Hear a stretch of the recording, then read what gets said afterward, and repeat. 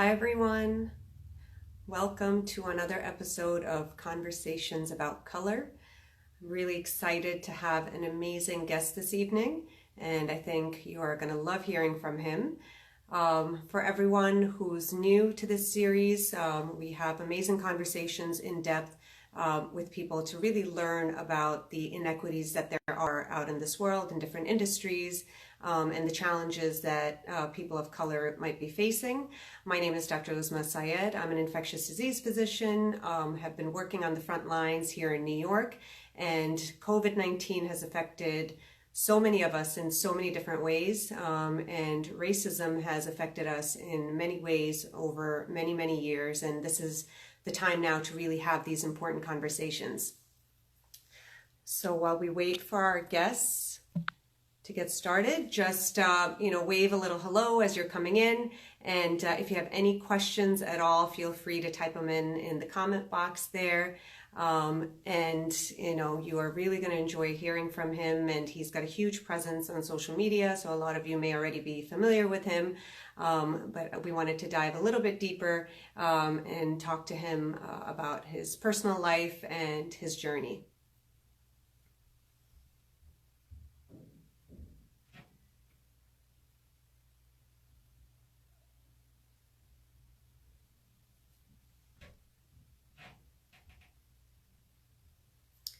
We're going to give him just a few minutes. He's probably getting out of work soon. He is on the West Coast, so we have a little bit of a time difference with me being in New York. How's everyone doing tonight? Hope everyone's having a good week so far. It's been a very busy day for me. If you've been hopping on my story, you might have seen the jam-packed day that I've had, but I'm really excited to be ending the evening like this with you all.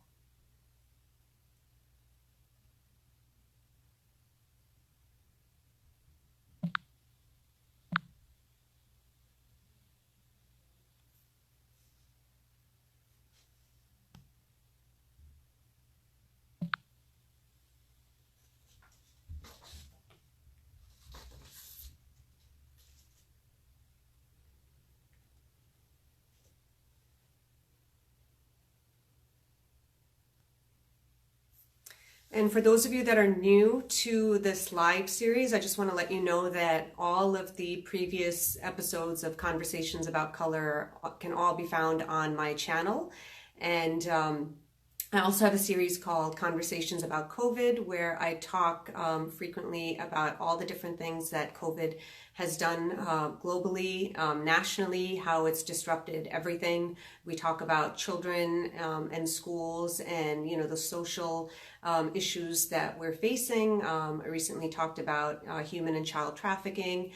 So there's many, many different aspects of this pandemic, not just medically, that's affecting people throughout the nation and throughout the world. So in that series, we dive a little bit deeper into those topics. On my IG feed, usually I talk about some updates on COVID-19. I've been trying to keep everybody updated with the latest developments since the beginning of this pandemic. I talk about other things in infectious diseases, community activism, and youth initiatives. These are some of my passions, and I love hearing from all of you. So whenever you can, send me a message. And here we go. Looks like our guest is here.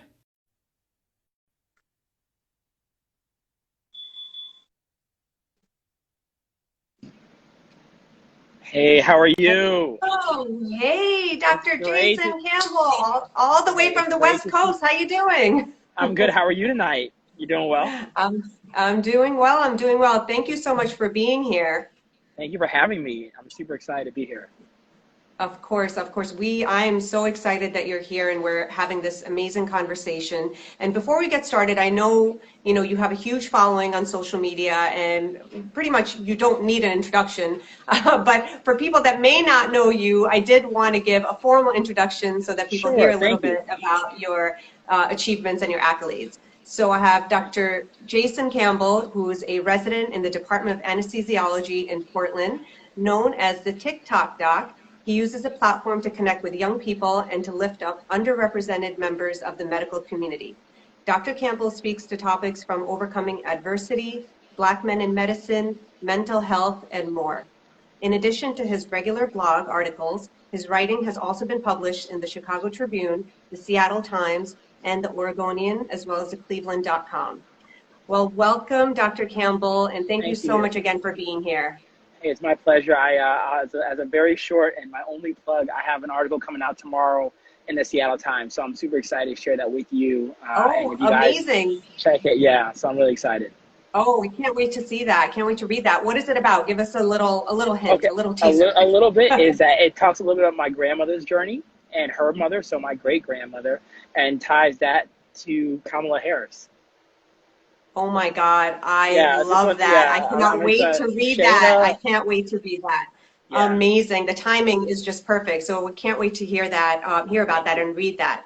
So I wanted to get started. I wanted you to, start off by you telling everyone a little bit about yourself. Want to start from the beginning. Tell us a little bit about your childhood, what it was Sure. like growing up, the dynamics in your family, and just, talk us through, some of the inequities you might have faced early on and give us a little glimpse of what life was like growing up. Sure. So I grew up in Northwest Washington, D.C., to two loving parents and my sister, who's 3.5 years younger. I can't speak to my childhood if I don't talk a little bit about my parents. So my mother was one of two, and she grew up in Northeast, or actually, I'm sorry, in Southeast D.C. herself, and then matriculated to Drexel University, where my father also went, and my mother and my father went to the same high school. Both went to Drexel and then on to the University of Pittsburgh. And so for myself, I had parents that had, grew up in DC and had gone away and come back. And that's my story. I grew up in DC, where I did K through 12 in a private school. After DC, I went to Emory University in Atlanta, which was it was an amazing time and great to really experience Atlanta and experience Emory University. Then I came back, I did AmeriCorps. I did a program called City Year for a year. And then I decided I needed to get back on track with my own medical journey. And not that that was off track, but that was focused on others. And, people that are in medicine, Yeah. as you know, uh, Yeah. a lot of it, you have to be selfish, right? And so I did a master's program or a post-bac program. And I would argue that if you talk about iniquities, I mean, for me, it wasn't necessarily financial. I had parents that gave me everything that my sister and I could have ever wanted. But when it came to some of my test scores or when it came to grades, certain things that I had to overcome myself with that master's program before medical school. So I did that master's program at Georgetown and George Mason universities, and then from that program I went on to the Ohio State University College of Medicine, where I was for 4 years in Wow. Columbus. Yeah, Wow, amazing. Wow, yeah. so I'm rocking. accomplished. I mean, that's fantastic. Oh, look at Thank you. that. Yeah. I'm That's rocking. amazing. So talk to me a little bit about you and your sister. You said she's 3.5 years younger than you? Yeah, 3.5 years younger. We're So pretty you're pretty close close now. in age. Yeah, Yeah, close in pretty close in age. age.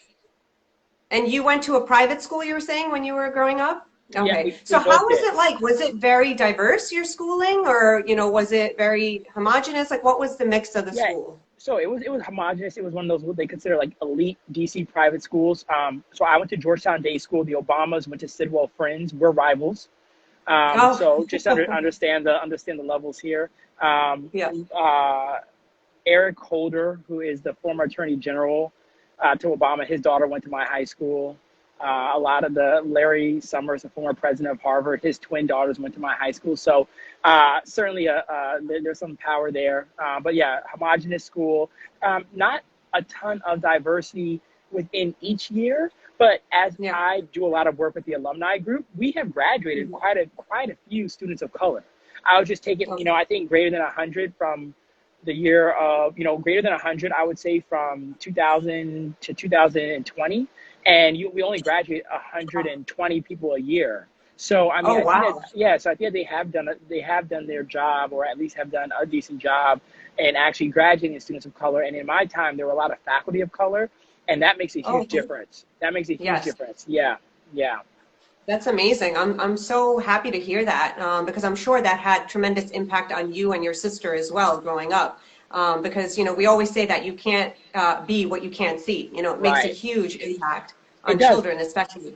especially, Now, and you were yeah. saying that it was not that diverse when you guys were in school. And I'm sure being on the alumni, committee, you probably are playing a very active role in promoting that diversity. And the numbers speak for themselves from what you're telling me. But when you look back at your childhood, and whether it be elementary school, middle school, or high school, even though you're in this environment, which is, essentially very academic, everybody, I'm sure the students were all, excelling in their academics, you had extracurriculars, but at the same time, you don't have that much diversity. Did you and your sister ever feel like you had to work a little bit harder to achieve certain things that came easier to other people? Yeah, I think that that's something that I think our parents are always instilled in us, and I think in the Black community you hear that often. Having to work twice as hard compared to some of your counterparts. I don't know that necessarily on a day-to-day grind I saw that, but I definitely know that there was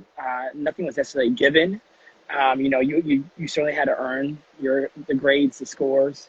I think it was a very fair school though, for sure.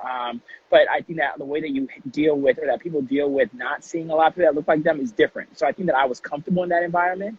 But I think that there are a lot of African Americans, a lot of Blacks that sometimes that is an environment that they are not comfortable in, and we're doing a disservice by putting the onus on them as opposed to addressing the systems and the institutions that we need to do a better job with recruitment and engagement. Absolutely. I think half the solution to the problem is having representation in faculty and administration, and the other half Right, of the solution is to make sure we have that diversity in enrollment of students. So, it's a very fine balance. So I think you say right. that really well there. Thank you. Tell us a little bit about your journey in medicine. When did you decide to pursue medicine? Was it something that came to you early on or later on in your Yeah. education? So, I've written about this. My mom was the director of the Howard University Cancer Center in the late or the mid to late 90s. And her role there led me to the university a lot. And to see all these different Black and brown physicians and scientists and researchers and leaders, it was normal. And so that was something that definitely was laid in my mind, was sculpted in my mind, that I didn't really think about when I was 6 years old, 7 years old. But then as I was in high school, I knew I wanted to be a student athlete one day, and then one day maybe a sports medicine physician.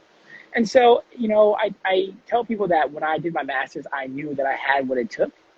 But I Yeah. think as early as high school is when I really remember, like, hey, a sports medicine doctor would be a really nice fit.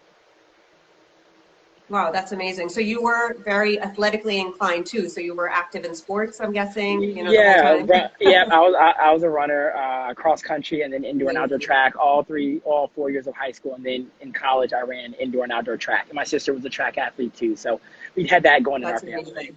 Thanks. And what about the dancing? Did that come from Oh, the toddler age? dancing! When did that develop? I didn't know if we get through this interview without talking about the dancing. No, I took So when I was a freshman, there were two seniors in high school that I had. I think I had met them when I was in eighth grade, and I just took a liking to dancing. Like the popping and locking and the break dancing. And so in eighth grade, like we had a dance studio right by the high school that I would go to and do like break dance class like on Friday night.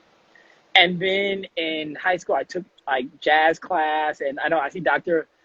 Robert Drummond's teasing me for this, but I took jazz class and a little ballet, some musical theater. So the dancing was maybe since I was 14 years old. So we're looking at 15 years, That's 16 years. amazing. Yeah. That is amazing. So, I am really passionate about the arts and dance. And I Yeah. think, it's really amazing to have that balance because in medicine, we are sort of, we have this tunnel vision and we're very focused on science, but, we need to have these other things to really kind of relieve the stressful environment that we're in. So I think it's amazing that you have the sports, the dancing, the music, and the arts to really kind of ground you in this Thank you. world that And you're yeah. no, it helps. And I mean, the arts is a way to actually go, or I'm sorry, is a way to venture, away while still being in the same place. I mean, it really is a very special field. I'm glad my aunt is high up in the arts, and I'm just glad that even though I didn't understand it from a long time, uh, early on going to like ballets and musicals, I was like, what's happening? But then as I grew up, I was like, this is incredible. I mean, the performances can speak to you and stuff like that. It's amazing. It really is therapeutic, and I think it's an amazing asset to have in life in general. And I think it's really undervalued in the educational systems, and I think it's Yes, it something that is. people need to appreciate more. Tell me Absolutely. a little bit. Tell me a little bit about your journey in medicine. What was it like? I know you talked about all the different schools that you're transitioning through. Once Right. you got to medical school, how was the process of getting to med school? Was that smooth and seamless, or was it a little bumpy? And how was that? It was bumpy. It was long, arduous. I remember being on Sudley Road in Manassas, Virginia, about 45 minutes west of Washington, D.C., where the Manassas George Mason campus is, their campus for the biological sciences. And just being like, man, I'm just in the Starbucks and just grinding, studying for class, studying for the MCAT, um, lonely. But the young woman I was dating at the time, I feel like it was just kind of like we're, all in, trying to just fulfill our dreams, reach our goals. And so I definitely, I feel when I hear pre-meds talk about it's a long journey, it's a very long journey, and mine was long and bumpy, and from a post-bac program to then actually applying. But even before the post-bac program, it involved difficult conversations with advisors, like, do you have what it takes? And this class didn't go well, but how do we know that this will go well? Or, just those conversations, I tell people, are those authentic conversations that you need to have. You really need to let people tell you, or let people ask you what you think your weaknesses are and how you're going to make them stronger to get to wherever you want to go. And so when my advisor from Georgetown did that for me, and then when the response was, you need to go to this program in Manassas, Virginia, I was like, I don't want to go to Manassas, Virginia. I want to stay in DC. He's like, I'm telling you, this is the best program, the best fit for what you need. So it also comes to trusting an advisor that you can. Not all advisors can be trusted or are good, but finding an advisor you really can believe in, hark on that advisor, and then you go from there. And so once I got to the master's program, I knew med school was going to happen. I saw it, I felt it. I had gotten like a 3.5, 3.6 in that program with all upper level sciences. So I knew that we were on, I'm like, Jason, you're on your way. I celebrated in New York City with my buddy Freddie, and went from there. And, I didn't know where I was going to go to medical school. I didn't know how many med schools I was going to get in, but I knew that was going to happen.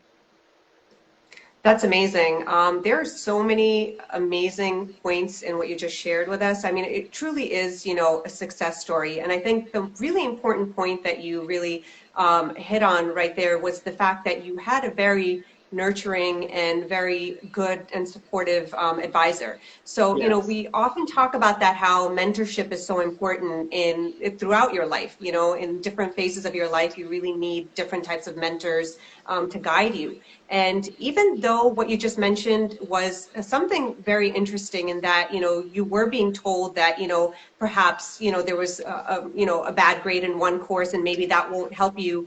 Some people may take that and internalize that and sort of, shut down and say, okay, this is not the path for me. I'm not going to make it. But because of your resilience, it seems like that kind of just catapulted you to do even more and to be even better. And with the advisor's help that you had, you sort of found your way to where you wanted to go. And I think this is a brilliant example of a real success story and how people can really lean in on those advisors and those mentors and find the right fit. If you want to say anything about that, if you had to change advisors, if there were times when you didn't feel this way, where you had to, really use your instinct to, talk your way out of it. Yeah, well, if you look at the thing right now is the committee letter. So if you go to an undergrad, one of these prestigious undergrads like an Emory, Georgetown, they want to write you a committee letter where they want to endorse you for medical school. But if you didn't have a great undergraduate science GPA or a great undergraduate science experience, you're probably not ready for medical school and they're not going to endorse you. So getting a committee letter doesn't make a lot of sense. So I did not get a committee letter and then did the master's. And then I had to go back and get individual professors who I worked well with, who I still am in touch with today, to write me a letter, combine those letters with the ones from my master's program. So did it take some work? Yes. But was it worth it? Yes. To not have a letter that didn't really speak to who I was, to have a letter that endorsed me when I was ready. Because the committee letters, I don't think they say like, this guy will probably be ready in 3 to 5 years. They just say, not ready right now. Don't take him, or do take him, don't take her, do take her. So I definitely say that make sure that you are surrounding yourself with people that are being transparent about their view of you. Will you please write me a strong letter? Yes, Jason, I would love to write you a strong letter because of X, Y, and Z. Oh, you know what? I don't feel like I can because in my class you got this grade and we didn't really interact that often. But when it came to like Dr. Eisen, Dr. Ari Eisen from Emory, he was a guy, I got like a B in his class, but I went to his office hours. We had a relationship, a bond, a mentorship, Tracy Scott, Dr. Scott, sociology professor, right? Sometimes these institutions want you to have a professor that's not in the basic and the hard sciences. So, when you take a class, if you like that professor, introduce yourself to that professor, get to know that professor, let them get to know you. One, just for your own sake and sanity for them to lead you, but two, so that down the road, that's going to pay off for getting that advice and those recommendation letters that you're going to need. That's amazing advice. And actually, I think that partially answers one of the questions that one of our viewers said, which was, how do you know you have a good advisor, or how do you find a good advisor? People are just asking a lot of questions about researching about advisors.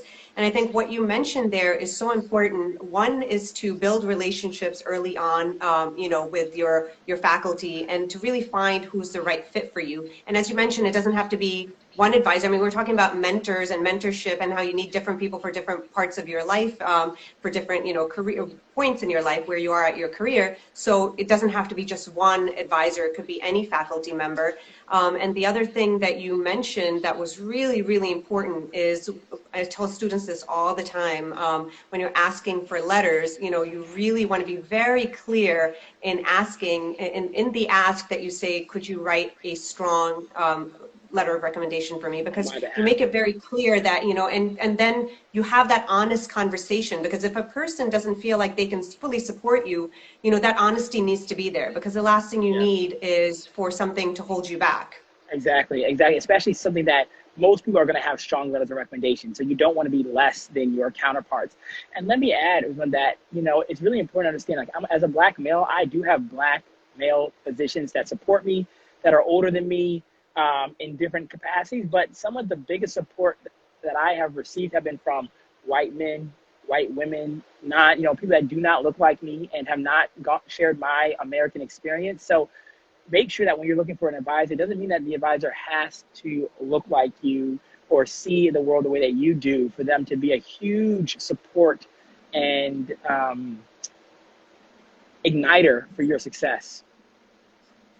Yeah, that's amazing. I'm really happy that you mentioned that as well, because sometimes people may be thinking, well, I have to find somebody that's, as a female, they may be saying, I need to find a female, or vice versa. So I think it's important to keep an open mind about that. It's really a matter of who do you connect with personally, and I think that goes a long way. Yes. Goes a long way. So Exactly. tell me a little bit about medical school. Did you experience any bias or discrimination during your, medical education? Yeah, no, I'm one to say that I really can't, looking back on it, I really can't say that I did. I'm one of those guys, I'm going to walk in the room, I'm going to say hi so loud or so look you in your face that if you don't say hi back, then we know something, you're like, I was going to be racist, but this guy said hi so loud in my face that I got to say hi back, so I don't play it. So I haven't personally, I did not experience anything like that. I mean, it's Ohio. And certainly there was rural Ohio, and there were people that potentially I was the first Black medical student maybe that they had, not for my mentors or preceptors, but for maybe some of the patients. But my interactions with the patients were very respectful, and I love Columbus, Ohio, and I love my Ohioans. That was really a great experience. I'm so glad to hear that. And then now when you started to apply for residency, how was that transition? I mean, sounds like, you had support and you found the support, but was there, different set of challenges? Did you feel like, things were sort of the way they were when you were applying to med school? Was it a smooth, transition and no issues? Or did you feel like there were, certain things were a reach for you and you had to do X, Y, and Z to get to where you needed to be? There are always challenges in this world. And I think that I tell people that, I mean, and I think that applies to a lot of people. Maybe that doesn't apply to everybody, or maybe they're not telling you the challenges that they're going through. But there are a lot of challenges in this journey. Things that we see, things that we don't, things that wake you up in the middle of the night, things that don't allow you to fall asleep, things that patients that you keep thinking about, mentees and that you keep thinking about, and mentors are thinking about you. So I say that to say that, for me, I actually applied surgery and anesthesia. I had a lower board score for one of our national exams. And so my advisor, and so let's go back to advising, right? So this is one of our advisors that is given to you, not that you necessarily choose. And he knew me well because he's one of our deans and I was the student government president. So we had a relationship like that. But it's like, there are a lot of surgical programs that may not even see your application because they have a cutoff that they're going to start to use to weed applications down, to whittle them down because they're getting so many applications. So I said, okay, so where do we go from here, right? So there's a duality here, right? I was never the person that was like, I have to be a surgeon. I have to, nothing else. I was like, I really like the operating room. I really like interacting with patients in that capacity. What are my options moving forward? Mm-hmm. And so I had to ask some questions, and I had to have that come to Jesus transparent moment with myself. This guy does this every year. He's been doing this for like 15 to 20 years. He's not just making stuff up. He knows what he knows. Now, does he know the Jason Campbell applicant or connections that I have, or my mother? Maybe not, but he knows me fairly well, right? So I ended up dual applying. And as I was going through, I just felt like, wow, these anesthesia programs, this feels more natural, maybe. The other interviewees, now residents, feel like maybe they're more my cup of tea. As my program director joked, Jason, no one's your cup of tea. But it felt more natural, and so I think that's one of the main reasons that I went down the road I went. The other reason is because I love my surgery colleagues, and they are working their butt off, like my anesthesia colleagues, but their hours are on average longer than ours. I like to do my writing. I like to maintain a certain level of fitness, if I may. So I think those goals would have been harder to accomplish doing a surgical residency. That's amazing. And I think that's a really important message for people to hear, especially medical students, as they're sort of navigating throughout, this journey and figuring out, what they're going to be and what they're going to pursue for the rest of their lives. So there's a lot of different factors. And, you may start off, you may think in high school that, you want to be a neurosurgeon, but by the time you finish your journey, that's completely changed. So I think it's really important to find, what's the right fit for you. And a lot of times that's going to change through the years. So right.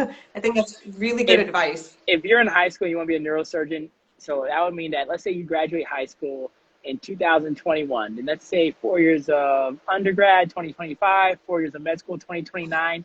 In 2029, you need to message me. I don't care where the hell you are. You need to message me and tell me if you are still pursuing neurosurgery, because we need to know, because I know you're going to change your mind. Come to anesthesia, come to the good side, and go from there. Oh, that's great. All right, so I want to shift a little bit and talk briefly about, your presence on social media. So tell us a little bit about how, you got your start. I mean, you have a very big presence on all different platforms, and just tell us a little bit about when that journey started for you and how you really got into it. Yeah, well, I think, so this is fun. So let's start with Instagram. So Instagram, it's 2011, 2012, I'm doing City Year. And it's basketball night at the high school. And one of the security guards who I was close to came over. He comes run over. He's like, hey, you heard of this Instagram? They send videos, like their videos posted. And he had like a video of some people downtown dancing. And I was like, man, leave me alone. Like, this sounds crazy. No. And it's funny, right? 'Cause I had Facebook, whatever. Facebook was Facebook. What's up, Rania? And so going from Instagram, then all of a sudden, in 2012, when I was in that master's program that I was in, is the first time I downloaded Instagram. I said, why not? This is a new journey for you. Maybe you can showcase a little bit of it and start to detail some things of your own life that you can look back on. And the very first Instagram photo that I ever posted was going back to the high school to the graduation of some of the students I had. So I think that if you look back at my Instagram, that's the very first photo that exists, and it's special. And then I had a picture of a library on Saturday on the George Mason Oh. campus, just like all the stacks and all the tables, and it just me in there. And so I think I have deleted that picture since, but I think that it was nice that my Instagram started kind of just authentically and for that reason. Now, if you go over to Twitter. So A whole I, other world. oh my God, people be nice. Shout out to George Mason. Be nice on Twitter, people, please. Golly. And I so think we need to teach people Twitter, tweeting etiquette, etiquette. I mean, there's a lot please. of bashing there. There's very, very hostile environment at times. If you wouldn't email it, and if you wouldn't say it to somebody's face, do not put it on Twitter. And if you Absolutely. and if you would say that to somebody's face or email it, then we got bigger problems. So Twitter started because I needed to graduate medical school. I kid you not. They said you need one more like elective because the research elective, I was worried I might not get the full credit. And so I said, well, what are the options? She said, there's a social media in medicine. I need that class. Stop talking. I need that class right now. So that was back in early spring 2018. And two guys at Nationwide Children's, they're two attendings at the Children's Hospital in Columbus. They lead this course, and they saw like, oh, you have a good presence with Instagram and with Facebook. Like they said, they get like you probably have like a nice knack for social media. So Yeah. they suspected that I would be able to grow on Twitter, and I think that they were right. So that's how that started. Wow. They And saw that potential in you. They saw that potential, and we know TikTok. The TikTok history is history. We know TikTok did a dance, and when I did a dance in the hospital, the goal with TikTok was to reach the youth, to reach the Black youth, to say I'm a doctor, I can dance, I can read literature, I can write literature, I can interpret different data sets, and you can too. And so that's where that started, and there we go. That's amazing. I think you highlighted something that's also very important that I talk about a lot is that, the social media platforms are all so different. Yeah. The use that a person may have on each is very different. It's very targeted to, the people that you're interacting with, your audience. And each platform, you get something out of in a completely different way. So I think TikTok is a perfect example of that. So Yeah, I wanted to talk. because TikTok is being silly, right? But Yeah. and having fun and engagement. But like Twitter makes you keep up with what's going on, right? Because you're tweeting about Michelle Obama and the Democratic National Convention. Like if you're gonna tweet about that, you gotta be watching that, And I push for young African Americans and minorities to right now. Like this is our time to really step up to show America that we belong. And Yeah. I don't necessarily like politics more than the next person, but understanding what's going on right now and how we need to combat it is so important. So sometimes social media allows me to be a better version of myself when it comes to stuff like that. So important. I think it allows us to use our voices for things that we believe in. And I say that a lot, that, I'm a huge supporter of advocacy, and I'm very passionate about that. And whatever, cause that people are passionate about, I feel like, this is just another avenue where you can really be heard and, really bring about effective change. So I agree with you on that. With the social media platforms that you have, I wanted to talk a little bit about, you kind of grazed on this a little bit and wanted to dive a little bit deeper into that, with the followers that you have on the different platforms that you have. Obviously, we already talked about how each platform is, you're doing something a little bit different on your different platforms. Do you find that you have a very specific following on each, platform, whether it's Instagram, Twitter, or TikTok? And, do you talked a little bit about how the TikTok is for young, Black males so that, they can sort of look up to you. But, talk to me about the pros and the cons. I want you to talk a little bit about the negative aspect of that too, in the sense of racism and prejudice and challenges on social media. Yeah, I mean, let's just start with the negative for a second, if you will. I normally don't, but I think it's important with this. Like for TikTok, right? Like I'll have a dance from months ago with me individually, just an individual one, and then somebody will post like a picture of them like crying next to like trying to insinuate that like I was their doctor while their parent got sick and I wasn't there to take care of them. I mean, so I Oh block, my goodness. blickety block. Yeah, I mean, but you're just like, why?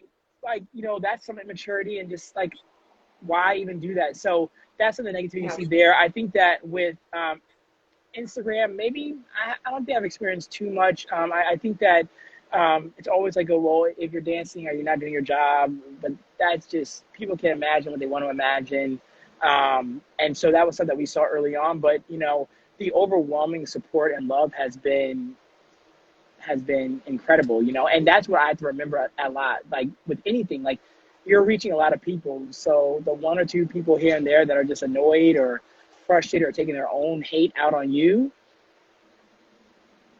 like don't let that be the case. And sometimes it's easier said than done. But yeah, but I think that social media will always have negative people that just sit on it just waiting. But I really do think that the block feature is a brilliant thing. I mean, on Twitter you can block someone and you might not see them, but they can still sometimes be seen, and I think that's really unfortunate. Like, yeah, like Sophia said, haters gonna hate. I mean, if Yeah. that ain't if that ain't the realest line of 2020, I don't know what is. I mean, because sometimes it doesn't even make sense too. Because it's one of those things where it's like when they hear your story and the reason you're doing stuff, then you're like, still you're feeling that way. So Yeah. Yeah. Sometimes, as you said, like, there's no point. Some people, you're never going to change their mind. So a lot of times you have to just kind of, tune that out. It's all background noise, and keep doing what you're doing, because you are helping so many people with what you're doing. thank you. So I love that. Now, with social media specifically, have you found a lot of benefit from allyship, on your different platforms? Yeah, so I mean, I think Twitter is really nice with that. Dr. Jen Heemstra, I don't know if you follow her. She's a chemistry professor out of Emory University. A lot of women in medicine, women in science advocacy work, and so we reached out, and so we're actually collaborating on a piece on imposter syndrome and combating imposter syndrome as a minority and as a woman in STEM.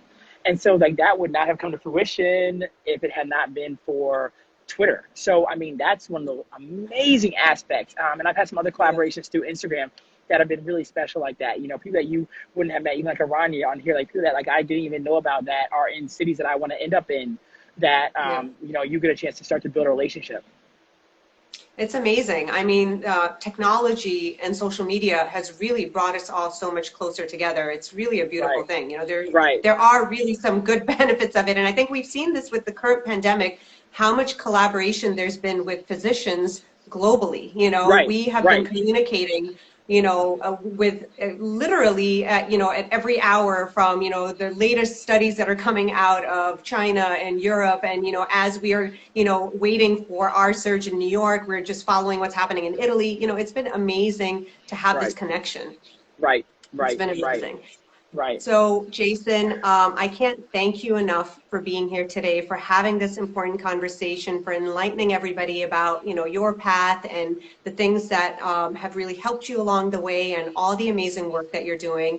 Before you leave us today, is there any advice that you'd like to share with people? Anything that you want America to know? Anything that you want? I know we have people from Brazil watching, so people throughout the world. Brazil, yeah. Any- There are a lot of tough times right now for a country, states, cities, and individuals. And I just want us to come together to realize that, tough times will not last. Tough people will last. And it's a saying we've heard before, but it's an important one. I've been through plenty of adversity myself. And I look back and I smile at it now. And during it, it wasn't easy. And it's not supposed to be. And these journeys that we talk about, these journeys that are worth your time and are worth where they're going, the final destination, they're not supposed to be easy. So find your support system, find your crew, your squad, whatever language you use, your camp. Just find your group and allow them to help relight your candle when it starts to go out. So you know where to find me. Uzma, you were amazing. Thank you for having me. Thank you so much, Jason, for being here. And people want us to have another conversation, so hopefully we can Yes, continue this soon. But it was yes, amazing connecting with you. You know, I can't say in real life, but this is, you know, practically in real life with us being yes, it across is. the country. And Yep. it was wonderful chatting with you. And I look forward to speaking to you again soon. Hey, pleasure's all mine. Thank you so much. Have a great evening. Take care. Good night. Bye, everyone. Good night, everyone. Bye.